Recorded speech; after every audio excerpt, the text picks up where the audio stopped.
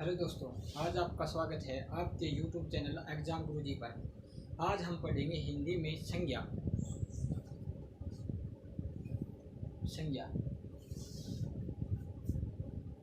संज्ञा संज्ञा का शाब्दिक अर्थ क्या होता है?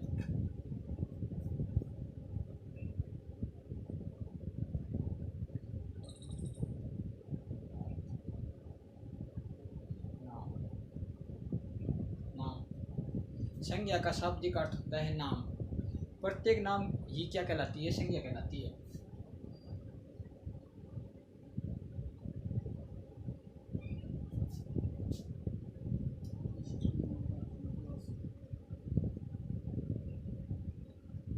संज्ञा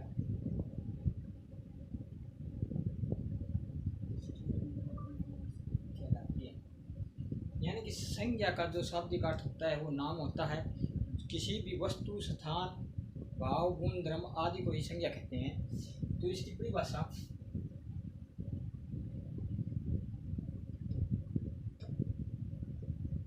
परिभाषा किसी वस्तु, स्थान, गुण, अवस्था,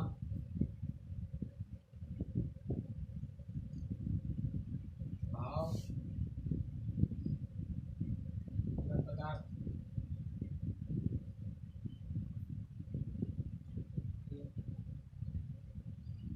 के नाम का वो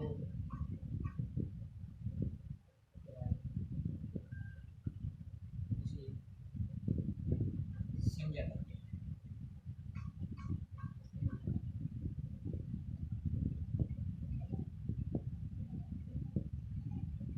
किसी वस्तु, स्थान, भाव, गुण, अवस्था, पदार्थ आदि के नामों का बोध कराए उसे क्या कहते हैं? संज्ञा कहते हैं।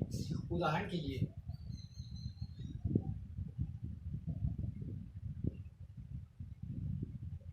जैसे कुर्सी।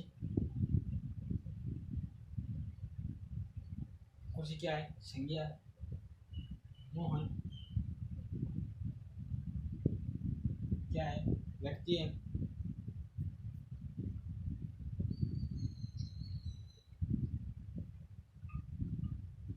अनवर स्थान है, स्थान का नाम है। गंगा नदी का नाम है। हिमालय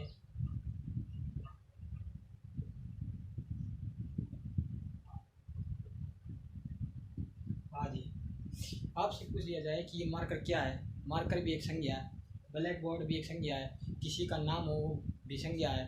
किसी की गुण दशाएं जैसे कि ईमानदार, बुढ़ापा आदि ये क्या कहलाती हैं? संज्ञा कहलाती हैं। ये पूछ लिया जाता है कि संज्ञा के कितने भेद होते हैं?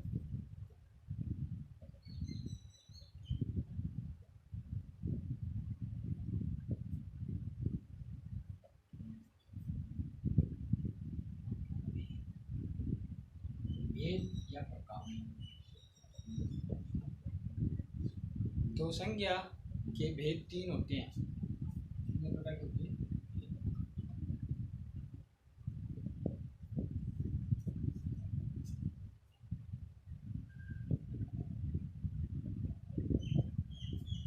नंबर एक, जातिवाचक संज्ञा। थर्ड, व्यक्तिवाचक संज्ञा।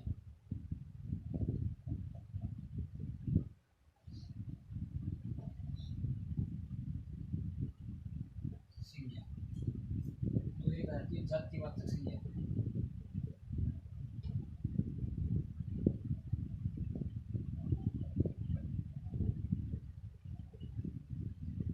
तीसरी बार आती है भाववाचक संज्ञा।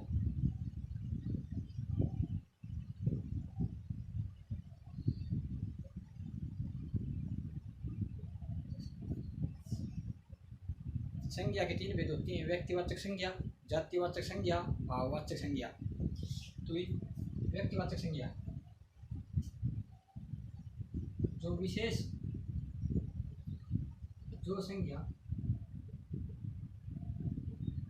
विशेष एक ही वस्तु का बोध कराए।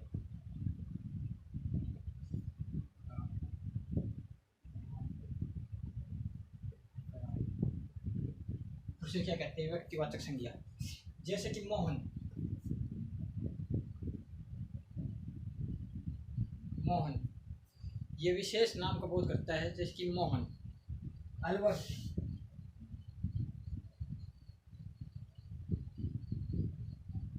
मोहन, अलवर, गंगा,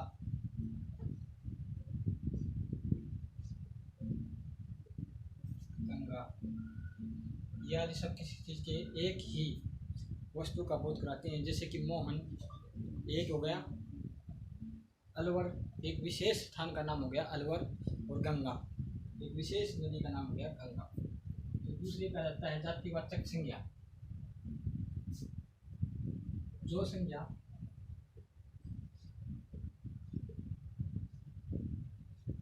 संसद जाति का बोध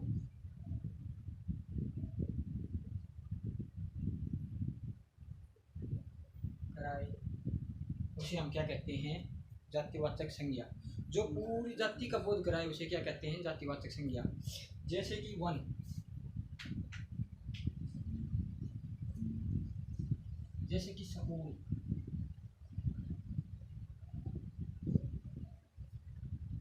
जैसे कि फर्नीचर,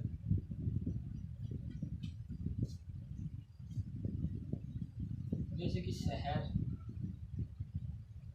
जैसे कि गांव, ये सब क्या है? जातिवाचक संज्ञा। वन, वन क्या है? पूरे विशेष जाति का बोध करा रही है। इसमें हमें ये नहीं पता कि वन में कौन कौन से प्रकार के पेड़ हैं।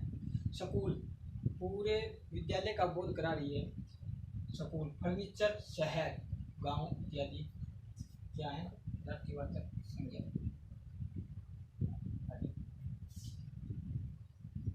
भाववाचक संज्ञा। भाववाचक संज्ञा में जो संज्ञा किसी पदार्थ, गुण, धर्म इत्यादि का बोध कराए उसे क्या कहते हैं? भाववाचक संज्ञा।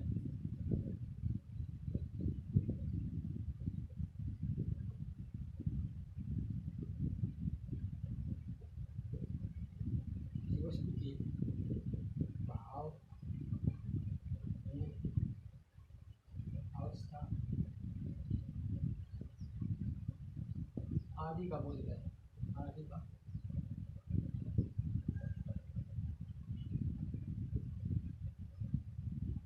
कराए उसे क्या कहते हैं? भाववाचक संज्ञा। जैसे कि बुढ़ापा,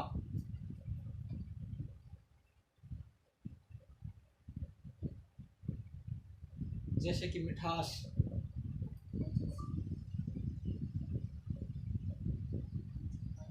जैसे कि बालकपन,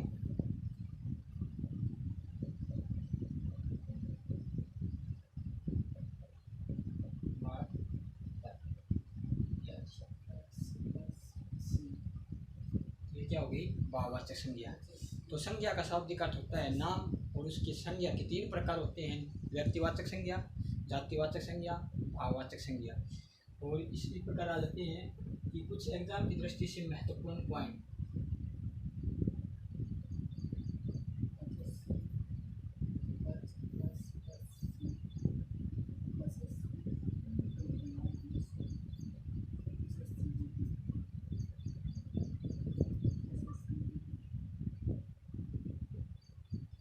जातिवाचक संज्ञा से भाववाचक संज्ञा। जैसे कि आपसे पूछ ले जातिवाचक संज्ञा से भाववाचक संज्ञा कैसे बनती है, तो मनुष्य,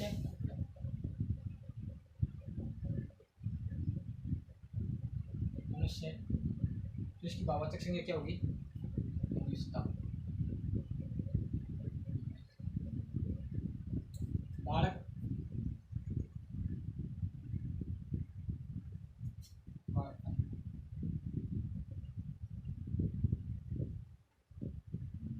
स्त्री, स्त्रीत्व, ग्राम,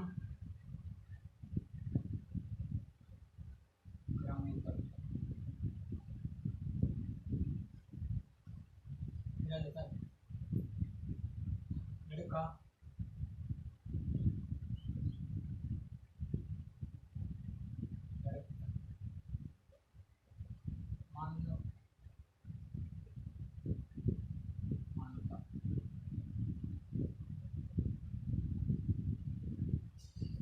ये जातिवाचक संज्ञा है और ये भाववाचक संज्ञा। तो मनुष्य मनुष्यता, बालक बालकपन, स्त्री स्त्रीता, ग्राम ग्राम्यता, लड़का लड़कपन, मानव मानवता, ये क्या है? जातिवाचक से भाववाचक संज्ञा है। कवि,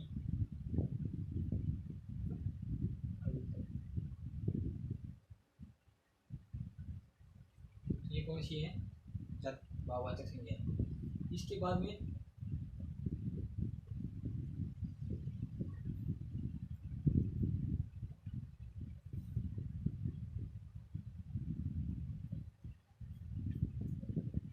व्यक्तिवाचक संज्ञा से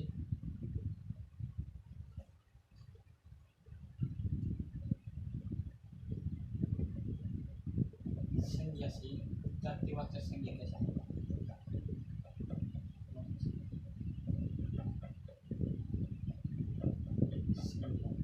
कैसे?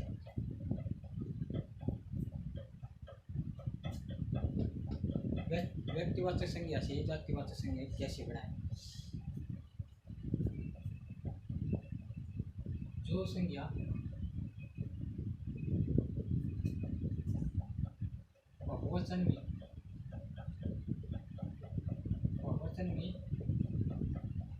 प्रयुक्त हो जाए,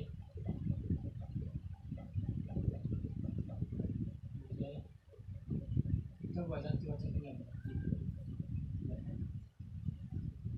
क्या बताती है? जातिवाचक संज्ञा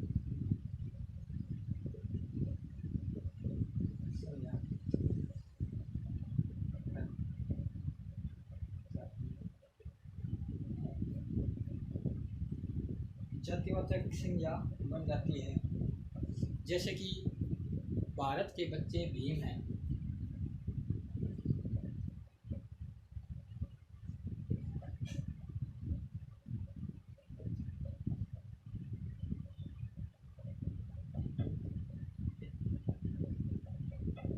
आपसे ये पूछ लिया जाए भीम यहाँ पर क्या है? व्यक्तिवाचक संज्ञा, जातिवाचक संज्ञा या भाववाचक संज्ञा, या ऑप्शन में चौथा है इनमें से कोई नहीं।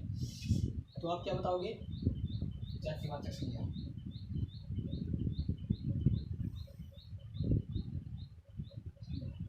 क्योंकि यह व्यक्तिवाचक संज्ञा किसमें परिवर्तित हो रही है? बहुवचन में प्रयुक्त हो रही है। भारत के बच्चे भीम हैं, तो इसका मतलब भीम देखने में तो एक व्यक्तिवाचक संज्ञा है, लेकिन यह जब बहुवचन में प्रयुक्त हो गया तो ये जातिवाचक संज्ञा बन गई। ऐसी एक उदाहरण देख लो।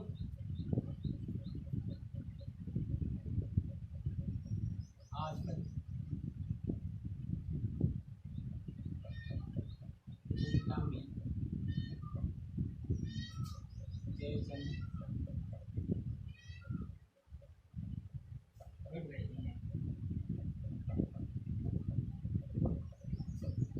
आपसे पूछ लिया जाए जयचंद क्या है?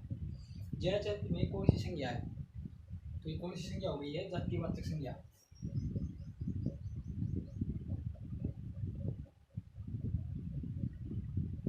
कौन सी हो गई है? यही एग्जाम में पूछे जा रहे हैं, ऐसे ही क्वेश्चन एग्जाम में पूछ रहे हैं। भीम क्या है?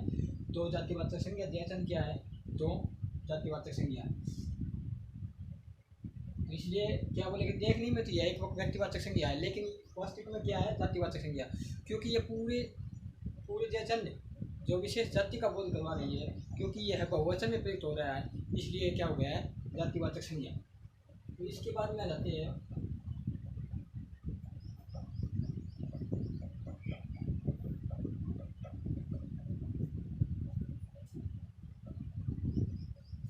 पहले था व्यक्तिवाचक से जातिवाचक संज्ञा में बनी, अब जातिवाचक से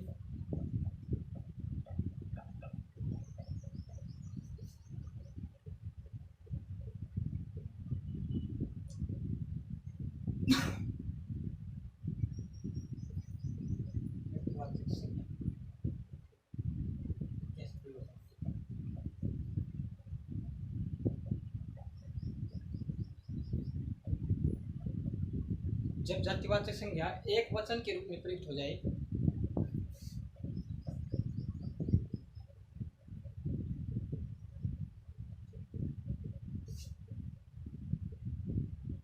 संज्ञा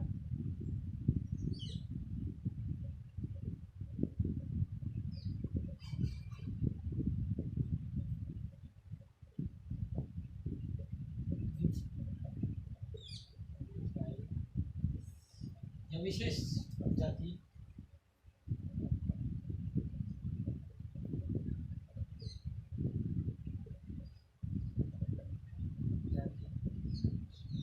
एक ही वस्तु का बोध है।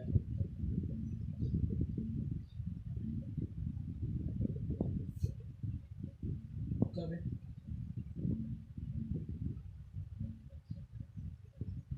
जातिवाचक संज्ञा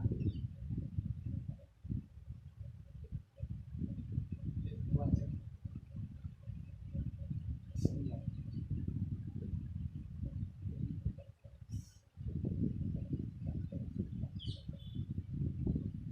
बोध है।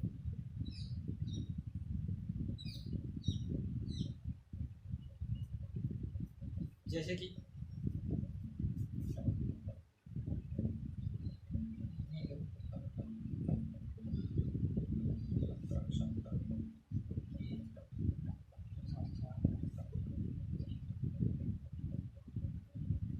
तो नेहरू, नेहरू आपसे पूछ लिया जाए कि नेहरू कौन सी संज्ञा है, तो नेहरू यहाँ पर व्यक्तिवाचक संज्ञा है। कौन सी है?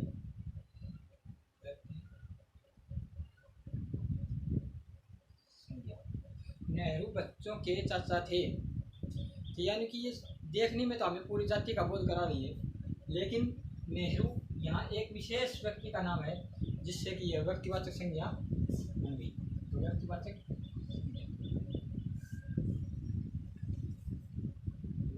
संज्ञा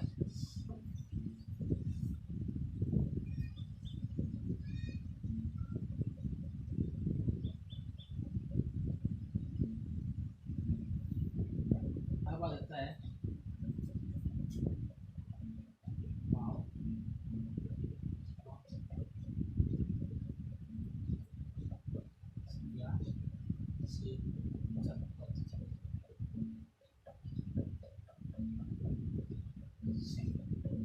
भाववाचक से जातिवाचक संज्ञा। यहीं भी यदा कदा कहीं हमें देखने को मिलती है कि भाववाचक संज्ञा जातिवाचक संज्ञा में परिवर्तित होती है। जैसे कि यह आपने पहनावे पर बहुत ध्यान दिया है। जैसे कि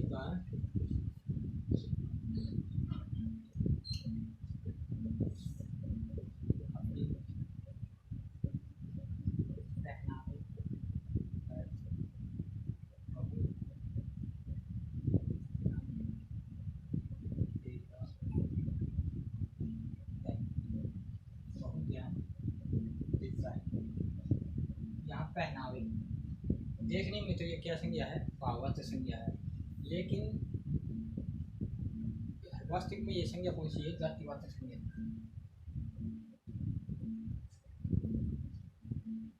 क्योंकि पहनावे का अर्थ होता है वस्त्र। क्या दिया गया है? दिया गया है वस्त्र। यह अपने वस्त्र पर यानी कि पहनावे पर बहुत ध्यान देता है। देखने में तो ये भाववाचक संज्ञा दिखाई देती है, लेकिन है जातिवाचक संज्ञा। इसी प्रकार ये जो इंटरवाई है व्यक्तिवाचक से भाववाचक संज्ञाएं, जातिवाचक से भाववाचक संज्ञाएं, व्यक्तिवाचक से जातिवाचक संज्ञाएं, तो ये एग्जाम की दृष्टि से बहुत ही इम्पोर्टेंट है। इसलिए इन बातों पर बहुत ही ध्यान देना बहुत ज़रूरी है।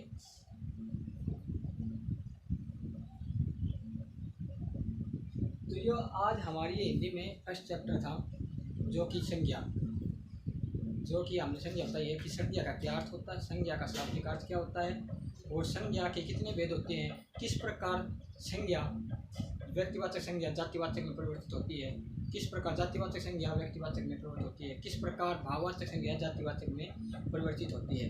तो इस प्रकार जैसे कि मनुष्य, तो ये सब क्या है एग्जाम की दृष्टि से बहुत ही इंपॉर्टेंट है। तो ये जो आखिरी जो मैंने 3 पॉइंट बदलने को बताए हैं, किस प्रकार व्यक्तिवाचक जातिवाचक में, जातिवाचक व्यक्तिवाचक में, भाववाचक जातिवाचक में परिवर्तित होती हैं, तो ये एग्जाम में पूछा जाता है, हमेशा के लिए पूछा जाता है कि इसलिए एग्जाम की दृष्टि से यह टॉपिक बहुत ही इम्पोर्टेंट है। तो अगला टॉपिक है हमारा सर्वनाम। कौन सा है? सर्वनाम। अगला टॉपिक कौन सा है हमारा? अगला टॉपिक है हमारा सर्वनाम। कौन सा? संज्ञा के बाद में आ गया सर्वनाम। इसका अर्थ हो गया सबका, इसका अर्थ हो गया नाम, यानी इसका सर्वनाम का शाब्दिक अर्थ हो गया सबका नाम। शाब्दिक अर्थ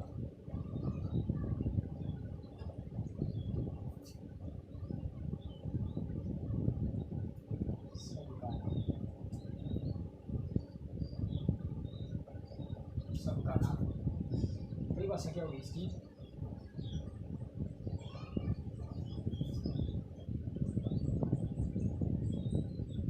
जो संज्ञा के स्थान पर प्रयुक्त होने वाले शब्दों को क्या कहते हैं? सर्वनाम कहते हैं।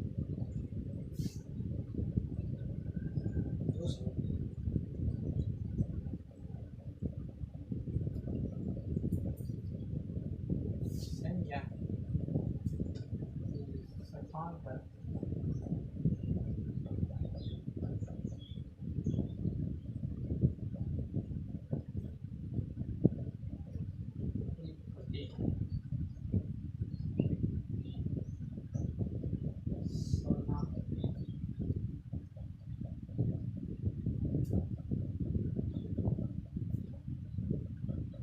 कहते हैं। जो संज्ञा बार बार प्रयुक्त होती है उनके स्थान पर हम किसका प्रयोग करते हैं? सर्वनाम कहते हैं। जैसे मोहन, मोहन ने खाना खाया और मोहन ने किताब पढ़ी और उसके बाद मोहन खेलने गया।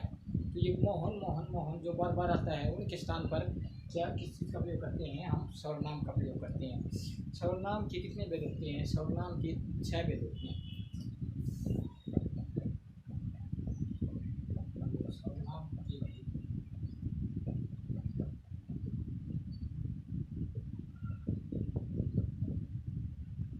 इसलिए आपसे सर्वनाम के कितने भेद होते हैं? 6 भेद।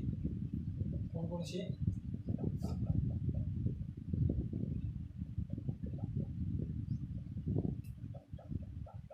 पुरुषवाचक सर्वनाम,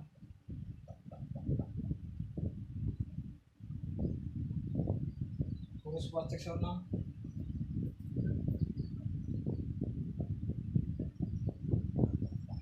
स्त्रीवाचक सर्वनाम,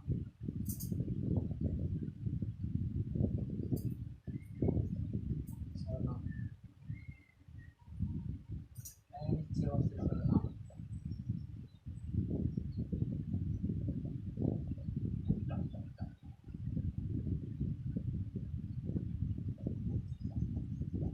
चौथा कौन सा है? संबंधवाचक सर्वनाम,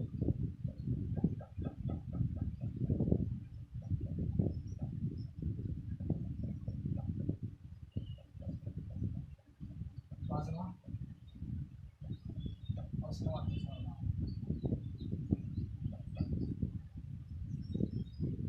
छठा हो गया हमारा निजवाचक सर्वनाम।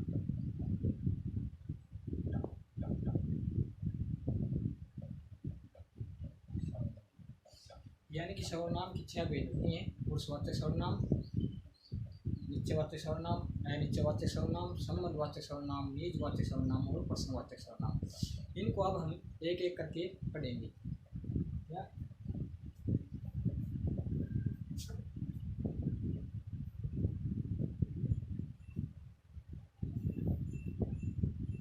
तो सर्वनाम का पहला भेद कौन सा है? पुरुषवाचक सर्वनाम।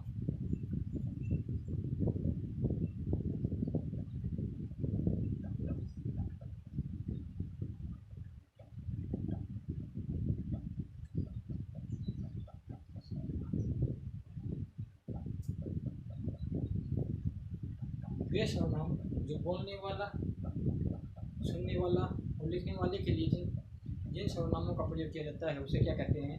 पुरुषवाचक सर्वनाम कहते हैं। इसकी 3 भेद होती है। कितने भेद होते हैं? 3। कौन कौन से?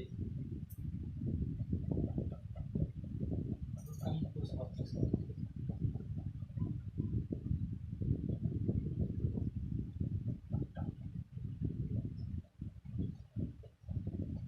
यानी कि इसमें क्या होता है कि वे सर्वनाम जो वक्ता अपने बोलने के लिए और सुनने के लिए खुद के लिए प्रयोग किए, अपने आप के लिए प्रयोग किया जाए उसे क्या कहते हैं?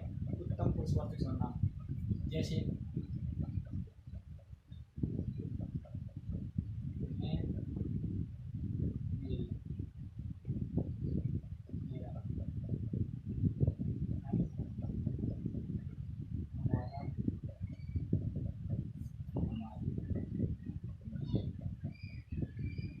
से सर्वनाम हो गए हैं ये उत्तम पुरुषवाचक सर्वनाम। तीसरे नंबर पर आता है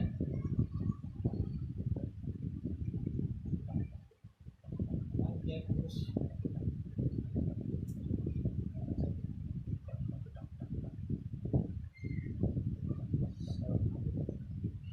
होता है मध्य पुरुषवाचक सर्वनाम।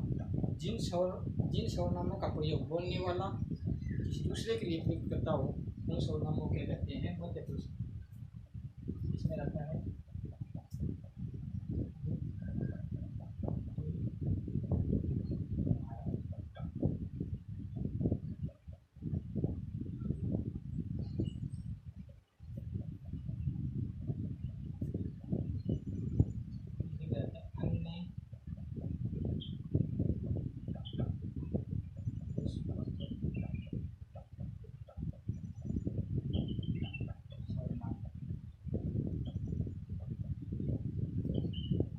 जिन सर्वनामों का प्रयोग व्यक्ति किसी अन्य के लिए प्रयुक्त करता हो उनको हम कहते हैं अन्य पुरुषवाचक सर्वनाम। जैसे है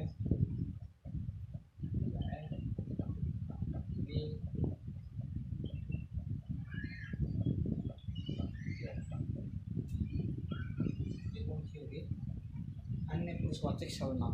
इसके बाद में रहता है पुरुषवाचक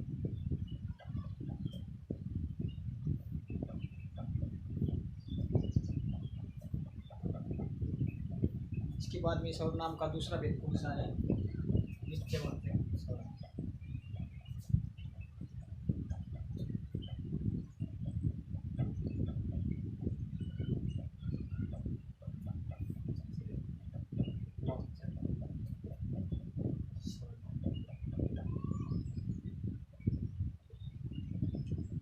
इसमें कौन सा रहता है नित्यवाचक सर्वनाम में जिन सर्वनामों का प्रयोग किसी घटना स्थान इत्यादि के स्थान पर प्रयोग किया जाता है उसे हम क्या कहते हैं नित्यवाचक सर्वनाम कहते हैं।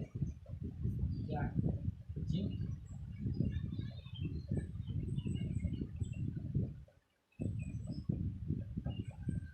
का प्रयोग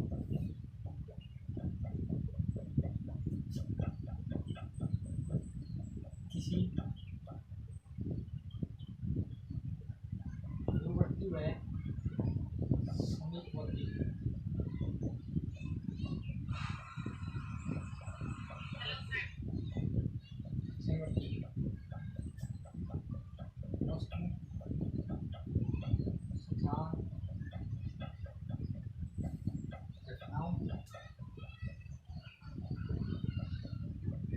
इत्यादि के लिए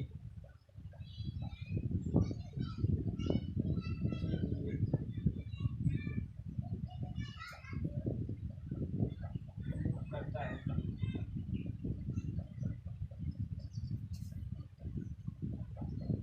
उसे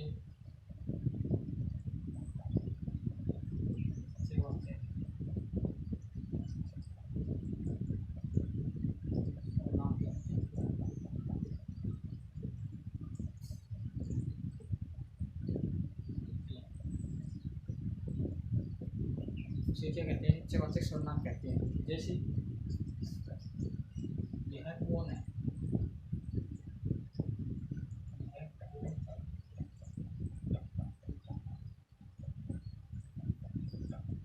यह अशोक है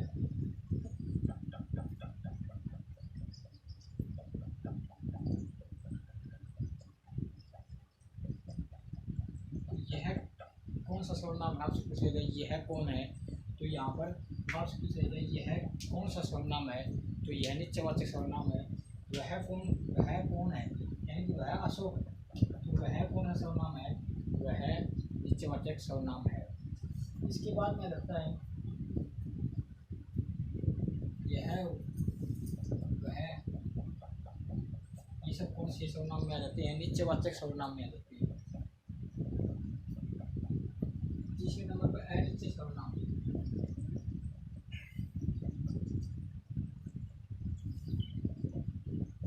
कौन सा हो गया जिन सर्वनामों का प्रयोग हम किसी वस्तु स्थान घटनाओं आदि का निश्चित बोध न हो उसे हम क्या कहते हैं अनित्यवाचक सर्वनाम कहते हैं।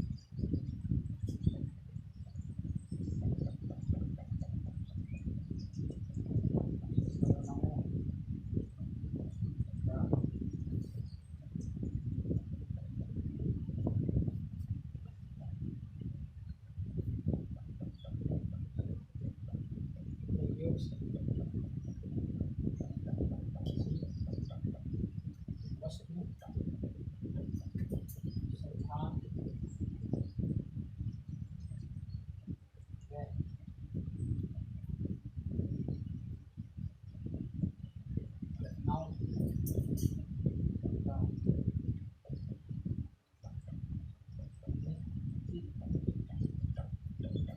मैं होने का बोल रहा है, मैं होने का बोल रहा है।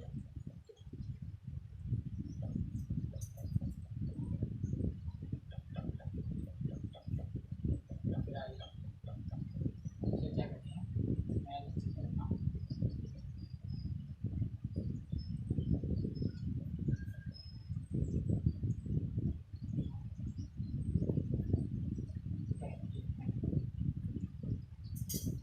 जी, जैसे कि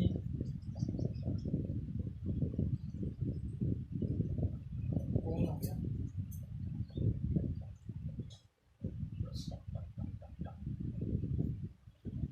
कोई,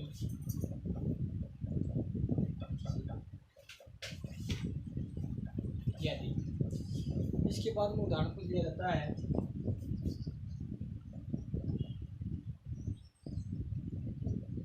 दूध में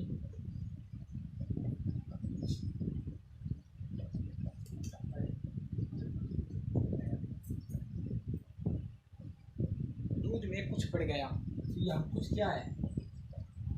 दूध में कुछ पड़ गया तो कुछ क्या है? नीचे वाले सर्वनाम है। या हमें ये तो मालूम नहीं कि दूध में क्या पड़ा है, दाल पड़ी है या कंकड़ पड़े हैं या कुछ मक्खी पड़ी है। इससे हमें ये मालूम नहीं होता कि दूध में कुछ पड़ गया। तो ये हमें मालूम नहीं होता कि यह निश्चित बात का बोध नहीं कराता, इसलिए कुछ दूध में कुछ पड़ गया।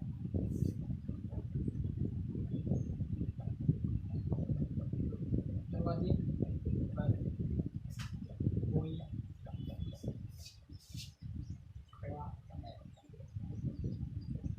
कोई यानी कि दरवाजे पर कोई खड़ा है। कोई लड़की हो सकती है, कोई लड़का हो सकता है, कोई महिला हो सकती है, कोई पशु हो सकता है। तो यानी हमें ये मालूम नहीं होता कि वहाँ पर कौन खड़ा है। तो दरवाजे पर कोई खड़ा है, किसी को किताबें मिली,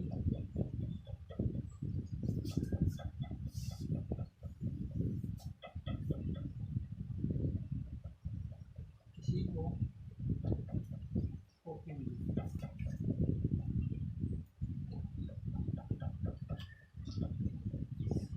यानी कि किसी, यहाँ पर यह दर्शाया जा रहा है किसी को किताबें मिली, किसी को कॉपी मिली।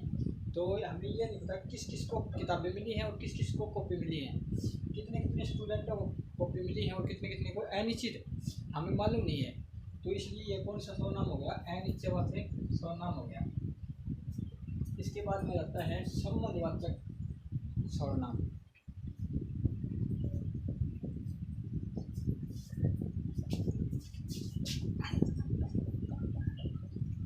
कौन सा आता है? संबंध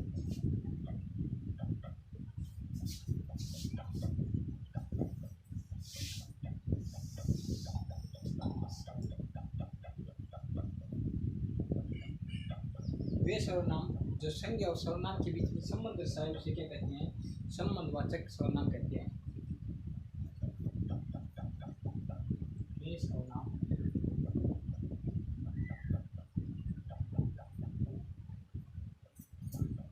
संज्ञा और सर्वनाम के बीच में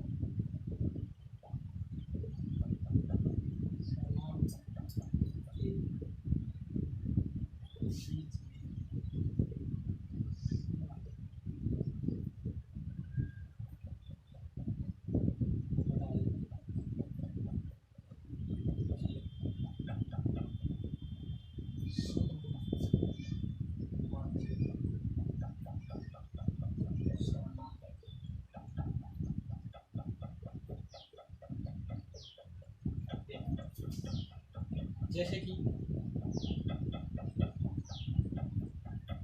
उदाहरण के लिए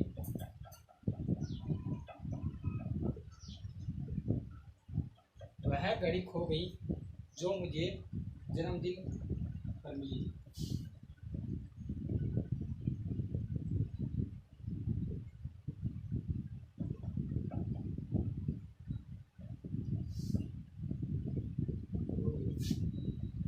जो मुझे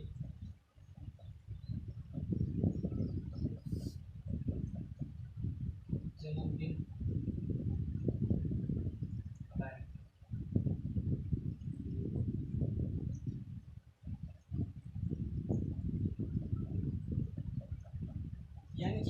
कौन सी घड़ी खो गई जो मुझे जन्मदिन पर मिली थी। यानी कि घड़ी और जन्मदिन का संबंध है यहाँ पर। तो इसका मतलब वह घड़ी खो गई जो जन्मदिन पर मिली थी। तो घड़ी कौन सी खोई है, उसके जन्मदिन पर मिली थी। यानी कि जिस जो घड़ी हुई थी जो जन्मदिन पर मिली थी। तो इसमें कौन सा सर्वनाम हो गया है, संबंधवाचक सर्वनाम हो गया। जैसे जो सोएगा वह खोएगा।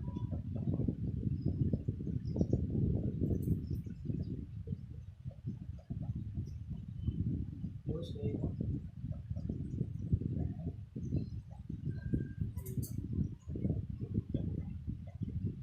जो सोएगा वह खोएगा। तो ये कौन सा हो गया, संबंधवाचक सर्वनाम।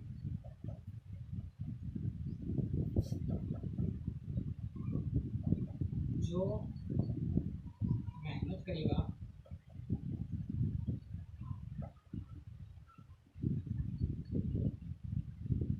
वह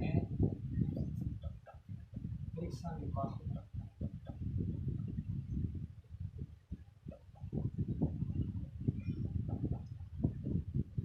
जो मेहनत करेगा वह परीक्षा में पास होगा। इसमें आपसे पूछ लिया जाए कौन सा सर्वनाम है, तो सर्वनाम संबंधवाचक सर्वनाम है। तो यानी कि जो मनुष्य मेहनत करेगा वह परीक्षा में पास होगा। तो परीक्षा में कब पास होगा, जब वह मेहनत करेगा। तो ये दोनों आपस में क्या है, संबंध दर्शा रहे हैं। तो इसमें कौन सा सर्वनाम हो गया, संबंधवाचक सर्वनाम। इसके बाद में जाता है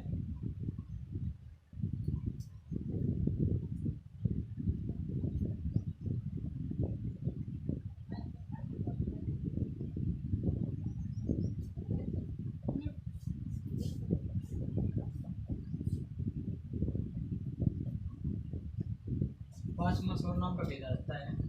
कौन सा लेता है, प्रश्नवाचक सर्वनाम।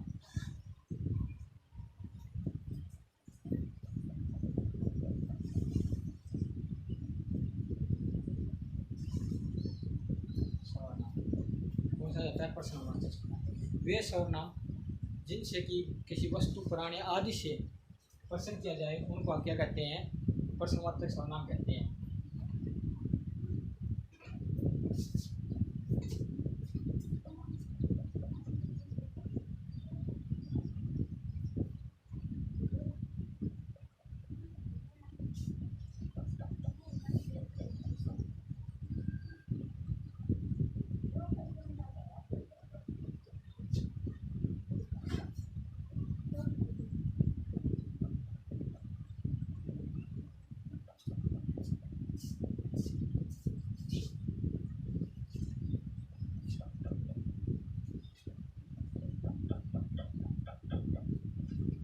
प्रश्नवाचक सर्वनाम।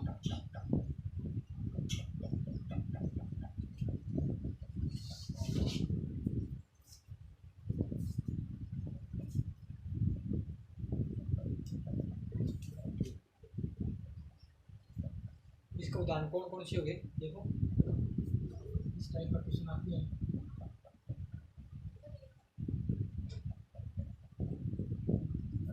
बाहर कौन खड़ा है,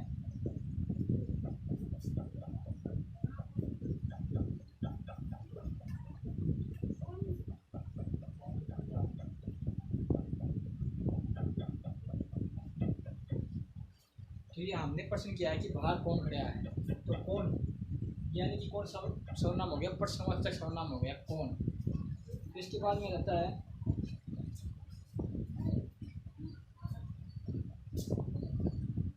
इसके बाद में रहता है आप खाएं क्या,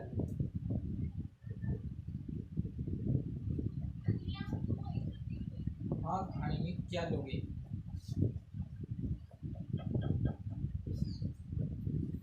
आपसे पूछा जा रहा है कि आप खाने में क्या लोगे। तो इसमें कौन सा सर्वनाम हो गया, प्रश्नवाचक सर्वनाम। जिन सर्वनामों में किसी व्यक्ति या प्राणी से प्रश्न किया जाए उन सर्वनामों को क्या कहते हैं, प्रश्नवाचक सर्वनाम। इसकी ओर देख लो यार, आप क्या कर रहे हो।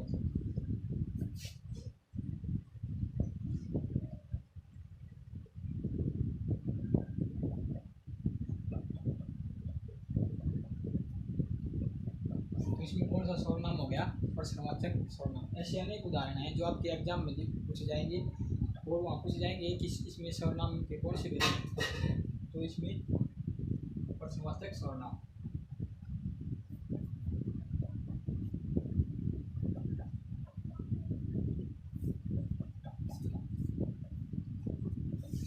सर्वनाम का आदि भेद यानी छठवां भेद कौन सा है? निजवाचक सर्वनाम।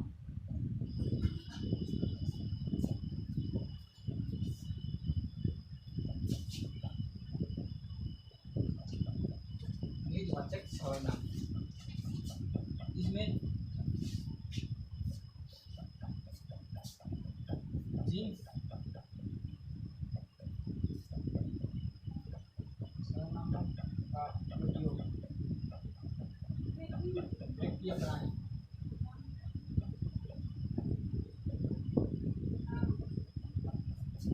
स्वयं के स्वयं के प्रयोग करे उसे निजवाचक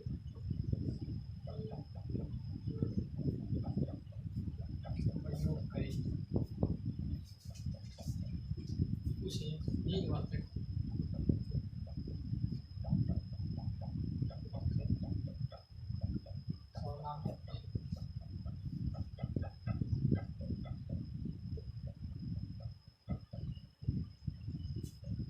जिन सर्वनामों का प्रयोग व्यक्ति या प्राणी अपने लिए स्वयं या खुद के लिए प्रयोग करे उसे क्या कहते हैं? निजवाचक सर्वनाम कहते हैं। इसमें जैसे कि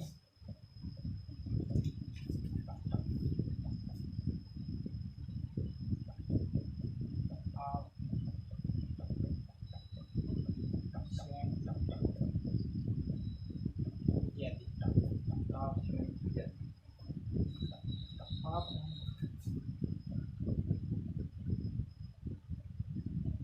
तो इसके उदाहरण देखो,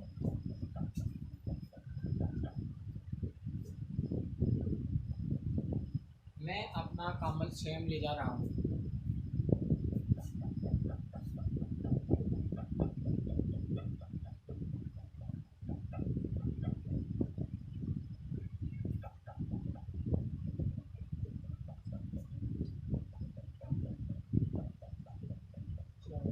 मैं अपना कमल स्वयं ले जाऊंगा, तो इसमें कौन सा हो गया?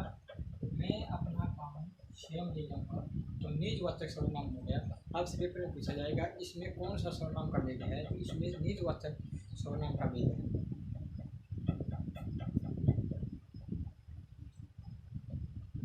मैं वहाँ स्वयं आ जाऊंगा,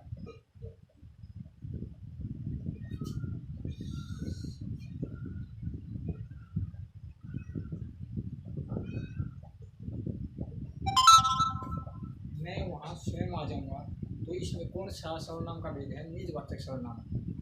तो ये सर्वनाम की 6 भेद थी। तो दोस्तों आज जो क्लास में थी वो संज्ञा थी और उसके बाद में है सर्वनाम। तो सर्वनाम का शाब्दिक अर्थ क्या होता है? सब का नाम होता है, यानी कि जो संज्ञा के स्थान पर प्रयुक्त होते हैं सर्वनाम कहते हैं। सर्वनाम के कितने भेद होते हैं? 6 भेद होते हैं। कौन कौन से? पुरुषवाचक सर्वनाम, नित्यवाचक सर्वनाम, अनित्यवाचक सर्वनाम, निजवाचक सर्वनाम और प्रश्नवाचक सर्वनाम और संबंधवाचक सर्वनाम। इसमें पुरुषवाचक सर्वनाम के 3 भेद होते हैं: उत्तम पुरुषवाचक सर्वनाम, मध्य पुरुषवाचक सर्वनाम और अन्य पुरुषवाचक सर्वनाम। जो आज की क्लास थी वो सर्वनाम के ऊपर थी और इसके बाद में हम करेंगे विशेषण। कौन सा टॉपिक होगा अगला? विशेषण।